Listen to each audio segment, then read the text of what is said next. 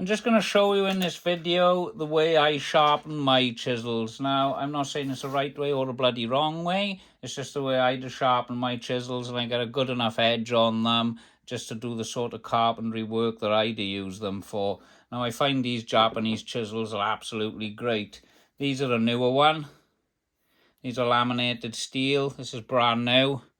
This is how it comes straight out of the box. Actually pretty sharp, to be honest with you, but I'm going to give it a sharpen my own way and see how it goes, like, you know what I mean? But yeah, and this is one that I picked up. I didn't pay a lot for this one, to be honest with you. I paid 50 quid on eBay for it, and this one's a beast, nearly 2 inches wide. And I had to sharpen this without the honing guide because the guide didn't fit on this. But yeah, we're just going to do a quick sharpen on this chisel now and show you how I do it. I'll speed things up not to bore you. I've been using this diamond stone for years now by trend. I find it great.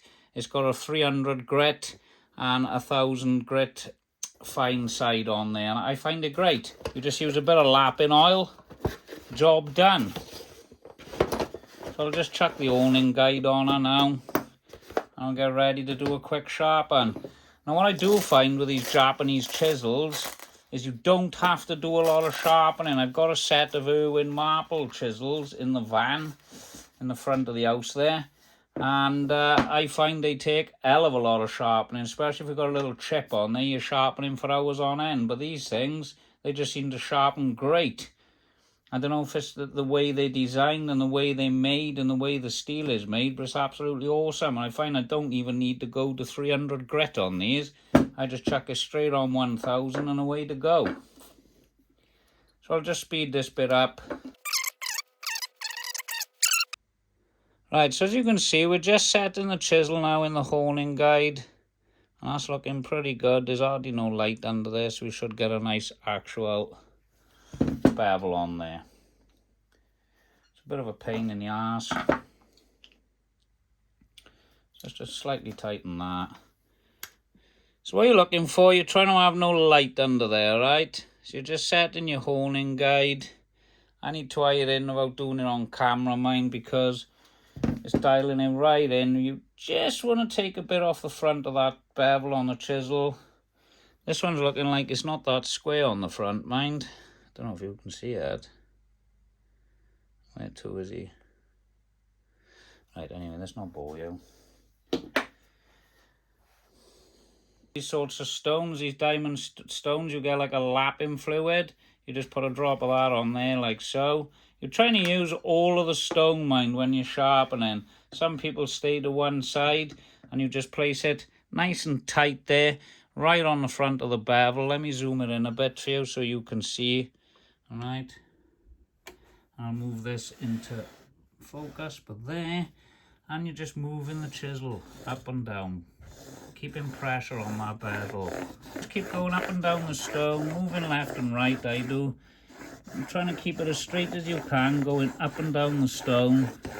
Use all of the stone, because otherwise you're going to have a bevel in the middle of the stone, on the side of the stone. Sometimes doing it like this one, you've got to be careful you're not cutting an angle into it. And now let's have a look at that. Just wipe that off. See, I knew this was an angle. Let's just zoom in on there. Oh, what have I done there? See that? That's all we're cutting. So we've got another little bit to go now on the chisel. Let me just get some tissue and wet. Skinny chisels. See how they like to rock? And it'll just rock away, and that's you've got to be careful of. You try not to rock it too much, so it's just up and down the stone, trying to keep the front of the chisel flat on the stone, and you just keep doing this. And what you'll find, within a couple of minutes you're there. It doesn't take long.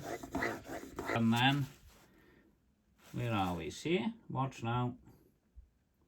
Zoom in. I'm trying to get a good view for you. Right, now you can see what I've done. See, I've started from here, and it's come all the way up, and we've got this tiny little bit. Let me just tap zoom again so you can see. What the hell is this phone doing? It's a nightmare, man, doing it like this. There we go. Now you can see my edge. I'm just shining it in the light there. Got a tiny little bit on the left hand side and the whole thing will be done then. So let's just crack on. Left to right, right to left on the stone. Maximising every single bit of the stone. Make sure you're getting a nice edge on this bevel of this chisel. I know some of you are thinking, oh, he's thrown the old bevel of the chisel out. Mainly I do use these for fitting doors. Obviously making some of the furniture I do make. And these stones are sharp enough for me. I always get a lovely finish on any chiseling I do with these. I find them bloody great. Just in that very left edge now, so I'm going to put a tad more oil on there.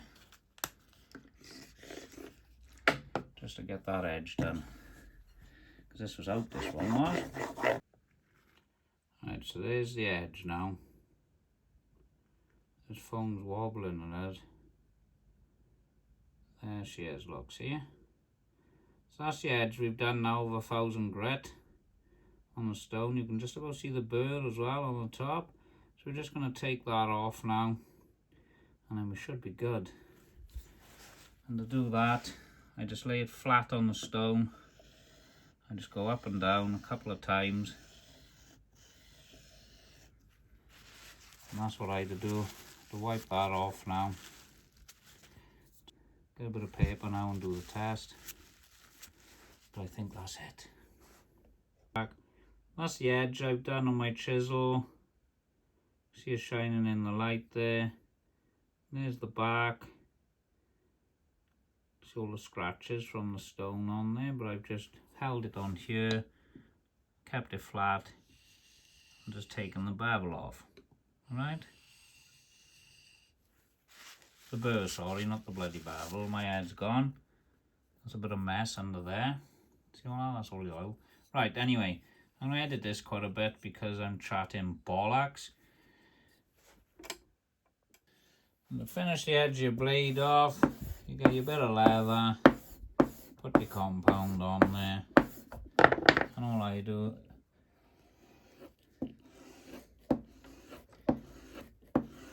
few of these just to shine him up. So there's the edge we've got now on there. I'll just grab a bit of anything will do. I'll just edit all of this now, mind.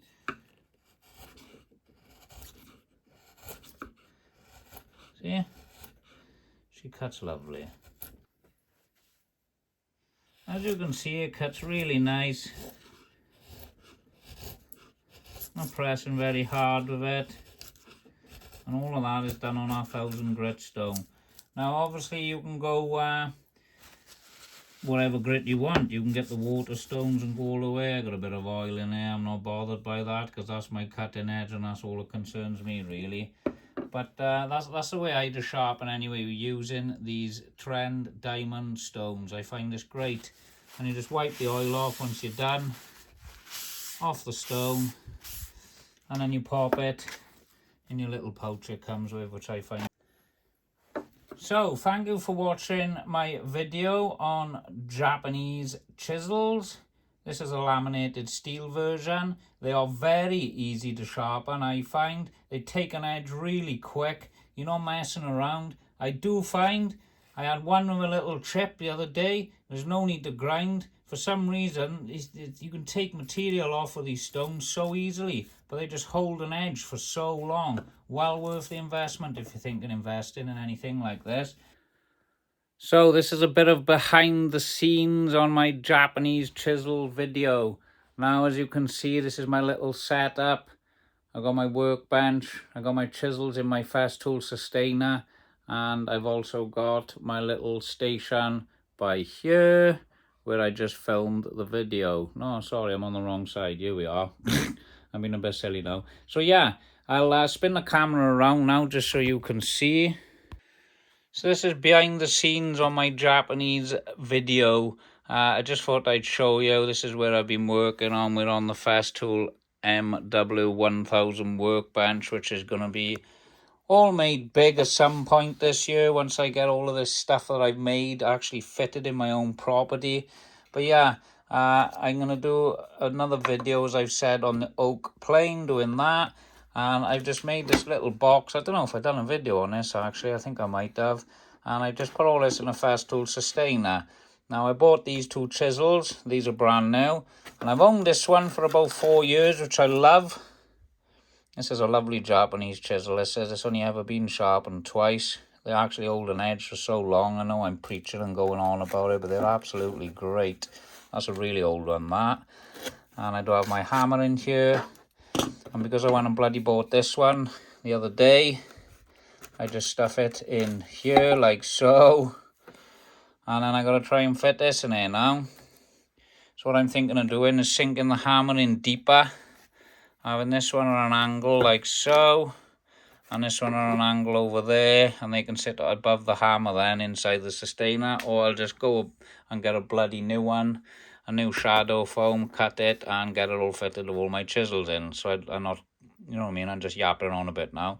So I don't go buying any more now. I think I got everything I need. So yeah, that's just behind the scenes on this video.